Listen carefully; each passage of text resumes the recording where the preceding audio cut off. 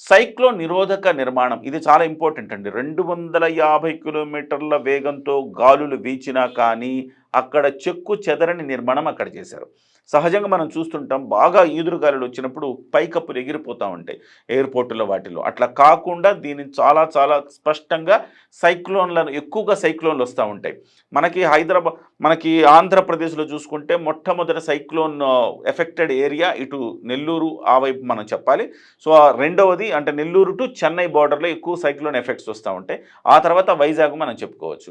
కాబట్టి అట్లాంటి సైక్లోన్‌లు వస్తే ఇబ్బంది లేకుండా దీన్ని దాదాపు 275 కిలోమీటర్ల గాలులను కూడా దాన్ని ఎదుర్కొంటుందనమాట. అయితే టవర్ అయితే 290-300 కిలోమీటర్ల గాలులొచ్చినా టవర్ ఏటీసీ టవర్ ఉంటది కదా! అది ఎదుర్కోగలుగుతదట. ఇంతకుముందు మనం మాట్లాడుకున్నట్టుగా ఇది గ్రీన్ ఎయిర్‌పోర్ట్. ఇక్కడ విద్యుత్తు నిర్మాణం కూడా చేస్తారు. 5 మెగావాట్ల సోలార్ ఆహ్, విద్యుత్తు అంటే సోలార్ విద్యుత్తుతో ఈ విద్యుత్తు కూడా అక్కడికక్కడే ఉత్పత్తయి అక్కడ వినియోగించుకుంటారనమాట. 5 మెగావాట్ల సోలార్ విద్యుత్తు పర్యావరణ రహిత నిర్మాణ ప్రమాణాలతో రూపొందించారు. దాన్ని అక్కడికక్కడే విద్యుత్ ఉత్పాదన ఖర్చు పెట్టడం అక్కడే చేస్తారు. ఆధునిక బ్యాగేజ్ సిస్టమ్ ప్రయాణికుడి బ్యాగేజ్ భద్రత కోసం బహుళ స్కానింగ్ వ్యవస్థ ఏర్పాటు చేశారు. అలాగే ప్రత్యేక కార్గో టెర్మినల్ చాలా ఇంపార్టెంట్ అండి ఇది. ప్రత్యేక కార్గో టెర్మినల్ అంటే దాదాపుగా ఇక్కడ ఉత్తరాంధ్రలో సముద్రపు ఉత్పత్తులు ఎగుమతి చేసుకోవాల్సిన అవసరం ఉంటుంది. అలాగే ఫార్మా ఉత్పత్తులు ఫార్మా కంపెనీలు చాలా ఉన్నాయి. ఫార్మా ఉత్పత్తులు ఎగుమతి చేసుకోవాలి, సముద్రపు ఉత్పత్తులు ఎగుమతి చేసుకోవాలి, వ్యవసాయ ఉత్పత్తులు ఎగుమతి చేసుకోవాలి. ఇలాంటివన్నీ కూడా అక్కడ చాలా చాలా ఇంపార్టెంట్. ఈ ఎయిర్‌పోర్ట్ ఆ రకంగా ఉపయోగపడుతుంది. ప్రత్యేకమైన కార్గో వ్యవస్థతోటి ఈ ఎయిర్‌పోర్ట్‌ని ఏర్పాటు చేశారు. ఏరోట్రోపోలిస్ అభివృద్ధి అంటే ఇది కేవలం ఎయిర్‌పోర్ట్‌గానే కాకుండా భవిష్యత్తులో హోటళ్ళు, బిజినెస్ పార్కులు, లాజిస్టిక్కు, కన్వెన్షన్ సెంటర్లు ఇలాంటివన్నీ కూడా ఏర్పాటు చేసుకోవడానికి ఒక ప్రొవిజన్ ఇచ్చారు. సో, అదొక బిజినెస్ హబ్‌గా కూడా భవిష్యత్తులో మారే అవకాశం ఉంది. ఇప్పుడు శంషాబాద్ మనం చూస్తే ఎట్లా శంషాబాద్ ఇవాళ గచ్చిబౌలి నుంచి శంషాబాద్ ఈ కనెక్టివిటీ చాలా గొప్పగా ఉంటుంది. ఇప్పుడు శంషాబాద్ ఎయిర్‌పోర్ట్ వచ్చింది కాబట్టి వెస్ట్ అంతా కూడా ఇటు బెంగుళూరు హైవే దాకా విపరీతమైన డెవలప్‌మెంట్ కనపడతా ఉంది. అక్కడ కూడా అట్లాంటి డెవలప్‌మెంట్ కనపడుతది. ఎంఆర్ఓ అవకాశం అంటే మెయింటెనెన్స్, రిపేరు, ఓవర్‌హాల్ ఇవన్నీ కూడా చేసుకునే అవకాశాన్ని కూడా అక్కడ కల్పించారు. ఆ ప్రొవిజన్ ఇచ్చారు. ఏవియేషన్ అకాడమీని భవిష్యత్తులో పెట్టి పిల్లల్ని ఒక మంచి ఏరోనాటికల్ ఇంజినీర్లుగా తర్వాత ఎయిర్‌కి సంబంధించి ఈ ఈ ఈ విమానయాన రంగానికి సంబంధించిన నిష్ణాతులుగా తయారు చేసేందుకు అవకాశం ఉంటుంది.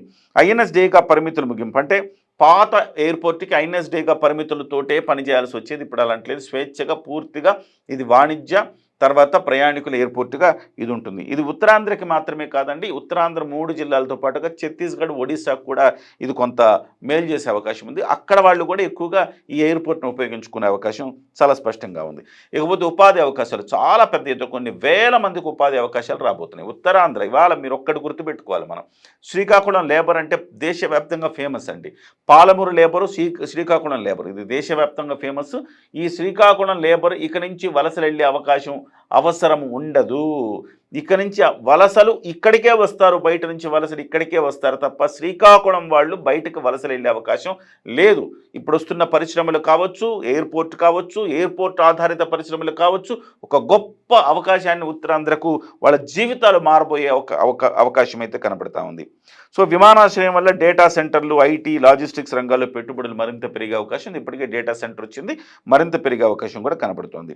31 నెలల్లో మాత్రమే ఇది ఫీల్డ్ అంటే అంత వేగంగా కంప్లీట్ అయిన ఏకైక విమానాశ్రయం ఇదే అని చెప్పాలి.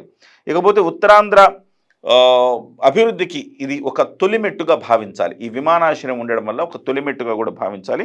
సో, మొత్తం మీద అయితే ఎయిర్ బస్సు రాని చోట ఎర్ర బస్సు రాని చోట కూడా ఎయిర్ బస్ తెప్పించి కూటమి ప్రభుత్వం ఒక గొప్ప ఒక జీవితాల్లో మార్పు తీసుకొచ్చే ఒక ప్రక్రియ మొదలుపెట్టింది. దీనికి మనం అభినందించి తీరాలి.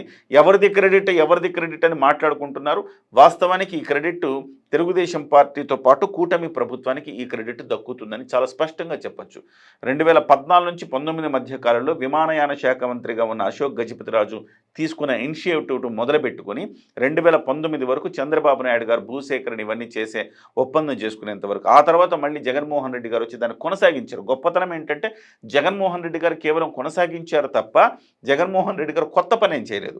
కొత్తగా ఇనిషియేషన్ చేసింది. ఇప్పుడు చంద్రబాబు నాయుడు గారు ఇప్పుడు ఇక్కడ హైదరాబాద్‌లో ఆహ్, మనకి హైదరాబాద్‌లో ఐటీ డెవలప్ అయింది. ఐటీ చంద్రబాబు నాయుడు గారు ఒక్కళ్ళే డెవలప్ చేశారు ఇదంతా కాదు కదా! కానీ విజన్ చంద్రబాబు నాయుడు గారిది. ఇవాల్టికి ఐటీ ఇక్కడ ఇంత డెవలప్ అయితే మనం మాట్లాడుకునేది చంద్రబాబు నాయుడు గారి గురించే మాట్లాడుకుంటాం. ఎందుకంటే ఆయన దార్శనికతలోనే ఇవాళ ఇంత స్థాయిలో జరిగిందనేసి. కానీ అంటే ఒక విజన్ చేయటం అనేది ఒక గొప్ప ఒక విషయం అనమాట. మనం ఊహించగలగాలి. భవిష్యత్తును ఊహించగలగాలి. ఆ విజనరీ గాబట్టే చంద్రబాబు నాయుడు గారు దాని గురించి భోగాపురంలో ఒక ఎయిర్‌పోర్ట్ కావాలని ఆయన ఆశించారు.